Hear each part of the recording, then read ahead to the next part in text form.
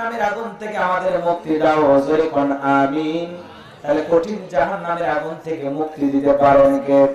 পবিত্র কোরআনুল কারীমের সর্বশেষ যে সূরা, সূরাটির নাম হলো নাস, তার 1 নম্বর আয়াত, কুল আউযু বিরাব্বিন নাস।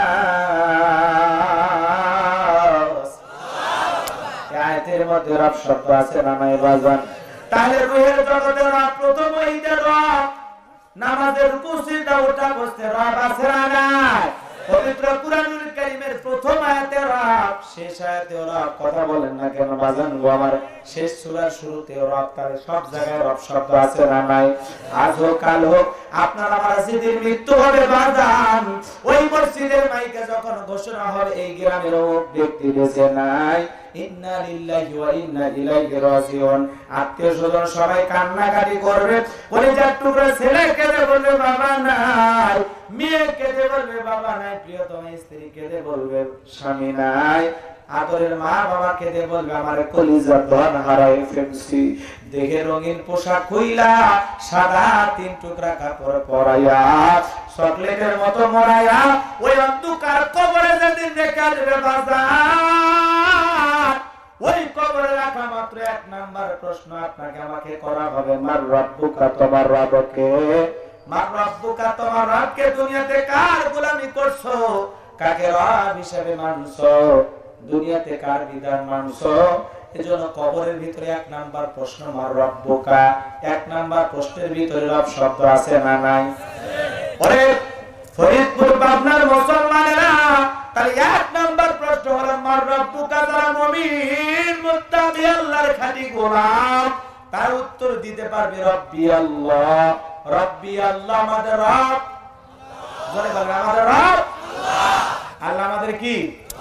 জোরে বলেন আল্লাহ আমার রব, এই রবি আমার সব। আল্লাহ আমার রব, এই রবি আমার সব। দমে দমে তনু মনে তারি অনুভব। আল্লাহ আমার রব, এই রবি আমার সব। তোমার দুনিয়াতে আমি যেদিকে তাকাই, অথই নিয়ামতে ডুবে আছি যে সবাই। তোমার দুনিয়াতে আমি যেদিকে তাকাই, অথই নিয়ামতে ডুবে আছি যে সবাই। পাক ফকারির মুখে শুনি তাসবিহ করো রব, তাসবিহ করো রব। আল্লাহ আমার রব, এই রবি আমার সব। আল্লাহ আমার রব, এই রবি আমার। তাহলে কবরের মধ্যে প্রশ্ন আছে না নাই? ওরে ফরিদপুরের মুসলমানেরা, যে কথা বলতে যাচ্ছিলাম একটু দিলের কানটা লাগা। এইবার কানটা একটু খরগোশের মতো খাড়া করেন না, গভীর মনোযোগে শোনেন। ওই কবর বড় কঠিন জায়গা বাজান গো আমার, আপনাকে আমাকে কিন্তু যেতেই হবে। দুনিয়ার যত বড় এমপি মারা যাক, মন্ত্রী মারা যাক, ফ্রিজে রাখবে না, শোকেজে লুকায় রাখবে না, ওই অন্ধকার কবরে কিন্তু আপনাকে আমাকে সবাইকে রেখে আসবে বাজান। যারা আমল ভালো, ওই কবরটার সাথে ভালো ব্যবহার করবে। যারা আমল খারাপ, কবরটাকে কিন্তু এমন জোরে শ্রাপ দেবে। এই জন্য বিশ্বনবী মুহাম্মদ রাসূলুল্লাহ সাল্লাল্লাহু আলাইহি সাল্লাম বলেন, ইন্নামাল কবরু রাউযাতুম মিন রিয়াদিল জান্নাহ আও হুফরাতুম মিন হুফারিন নার, রাওয়াহু তিরমিজি। নবীজি ডেকে বলেন, যে ব্যক্তির আমল ভালো, মৃত্যুর সঙ্গে সঙ্গে আল্লাহ রাব্বুল আলামিন তার কবরটাকে জান্নাতের বাগান বানায়া দিবেন। বলুন সুবহানাল্লাহ। বিশ্বনবী বলেন, যে ব্যক্তির আমল খারাপ, আও হুফরাতুম মিন হুফারিন নার, তার জন্য ওই কবরটা হবে জাহান্নামের আগুনের গর্ত। ওই গর্তের বিশালতা, গভীরতা কত বাজার আমরা কেউ জানি না। বিশ্ব নবী এক জায়গায় বসা ছিলেন, জিবরাইল এসে বলে, নবী গো, এই মুহূর্তে একটা আওয়াজ হলো, আপনি কি শুনতে পাইলেন? নবী ডেকে বলে, হ্যাঁ একটা আওয়াজ আমার কানে আসলো, আমি শুনতে পাইলাম। জিবরাইল বলে, নবী গো, আজ থেকে 70 বছর আগে আল্লাহ রাব্বুল আলামিনের হুকুমে জাহান্নামের গর্তের মুখে একটা পাথর ছেড়ে দেওয়া হয়েছে। 70 বছর পর এই মাত্র জাহান্নামের তলদেশে ওই পাথরটা পৌঁছাইলো। বাজানো গো আমার, তাহলে জাহান্নামের গর্তের মুখে একটা পাথর ছেড়ে দিলাম, 70 বছর সময় লাগে নিচে পড়তে।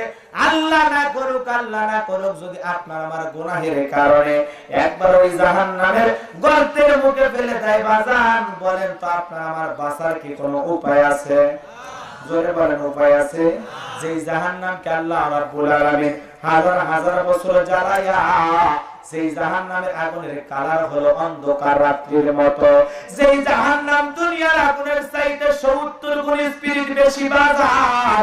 যেই জাহান্নামের এক ইঞ্চি জায়গা ফাঁকা নাই যার মধ্যে আগুন নাই। ওই জাহান্নামীরা জাহান্নামের আগুনে জ্বলবে আর পুড়বে।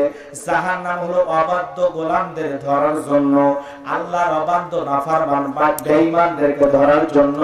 জাহান্নাম হলো একটু ফাদের নাম। ইন্না জাহান্নামা কানাত মিরসাদা, জাহান্নামের পথ পেতে রয়েছে বেঈমান নাফরমান ধরার জন্য। ওরে ফরিদপুরের মুসলমানেরা, ওই জাহান্নাম বড় কঠিন জায়গা। ওই জাহান্নামের ভিতরে যারা জ্বলবে বাজান, ইয়াউমা তুকাল্লাবু ওয়ুজুহুকুম ফিন্নার, জাহান্নামের আগুন দিয়া মানুষের চেহারাগুলো ওলটপালট করে পুড়িয়ে ফেলা হবে। ওই জাহান্নামের আগুনে যারা জ্বলবে আর পুড়বে বাজান, জ্বলতে পুড়তে জাহান্নামী আল্লাহকে ডেকে বলবে, আল্লাহ আমাদেরকে খাবার দাও, খাবার দাও। তখন জাহান্নামীরা বারবার যখন খাবার চিৎকার করে চাইবে, আল্লাহ রাব্বুল আলামিন তখন ফেরেশতাদেরকে অর্ডার করবে, জাহান্নামী বান্দাদের ফল খাইতে দাও। এমন কাঁটাযুক্ত ফল যেটা জাহান্নামের তলদেশে তার চাষ হয় বাজার। জাহান্নামের তলদেশ থেকে ওই কাঁটাযুক্ত ফল যখন জাহান্নামীদেরকে খাইতে দেবে, ওই কাঁটাযুক্ত ফল গলার মাঝামাঝি আটকে যাবে, ভিতরেও আসবে না, বাহিরেও বের হবে না। জাহান্নামীরা বারবার গলা নাড়াচাড়া করবে, কিন্তু এই ফলগুলো ততই যন্ত্রণা দেবে, কাঁটাগুলো তত ফুটবে। জাহান্নামীরা তখন চোখের পানি ছেড়ে দিয়ে কাঁদবে আর আল্লাহ রাব্বুল আলামিনকে ডেকে বলবে, আল্লাহ ও আল্লাহ, এ কেমন ফল খাওয়াইতে দিলাম মালিক, গলার ভিতরেও যায় না, বাহিরেও আসে না। জাহান্নামীরা তখন চোখের পানি ছেড়ে দিয়ে কাঁদবে আর হঠাৎ করে তাদের দুনিয়ার কথা মনে পড়ে যাবে। গলায় কিছু আটকে গেলে পানি খাইলে ভালো হয়। তখন জাহান্নামীরা চিৎকার মেরে বলবে, আল্লাহ আমাদেরকে পানি দাও, পানি দাও। জাহান্নামীরা যখন বারবার চিৎকার মেরে পানি চাইবে বাজার, জাহান্নামীদেরকে তখন ঠান্ডা মিনারেল ওয়াটার দেওয়া হবে না।